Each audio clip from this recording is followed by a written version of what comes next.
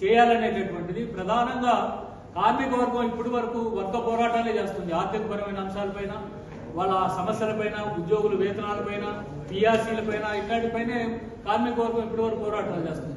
ఇక కార్మిక వర్గ పోరాటాలు రాజకీయ పోరాటాలుగా మార్చాల్సినటువంటి తరుణం ఆసన్నమైంది. ఎందుకంటే చట్టాలు చేసినటువంటి పార్లమెంటులో, శాసనసభల్లో కార్మిక వర్గాన్ని గురించి ఆలోచన చేసేటటువంటి లేనప్పుడు, దేశంలో 30 కోట్ల మంది కార్మికులకి ఇంత నష్టం జరుగుతుంటే వాటి ప్రస్తావన చేసేటటువంటి నాదుడే మరి పార్లమెంట్లో, శాసనసభలు లేనప్పుడు కార్మిక వర్గం ముందున్నటువంటి కర్తవ్యం వర్గ పోరాటంతో పాటు రాజకీయ పోరాటం చేసి పాలక వర్గాన్ని మార్పు చేస్తేనే సమస్యలు పరిష్కారం అయితేనేటటువంటి నిర్ణయానికి కార్మిక వర్గం వచ్చింది. ఆ రూపంలో కార్మిక వర్గ పోరాటాలు భవిష్యత్తులో చేయబోతా ఉన్నాం.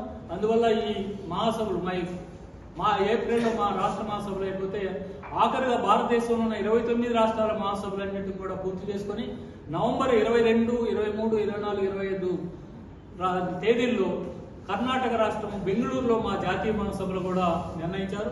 జాతీయ మహాసభల్లో కూడా ఆల్ ఇండియా వైపు ఉన్నటువంటి కండిషన్లను కూడా చర్చించి దేశవ్యాప్త పోరాటానికి స్వరూపం తీసుకోబోతున్నాం. అందువల్ల ఈ మహాసభలు జరపడానికి మీరందరూ కూడా సహకరించాలని, కార్మిక వర్గం పెద్ద ఎత్తున పాల్గొనాలని సందర్భంగా విజ్ఞప్తి చేస్తాం.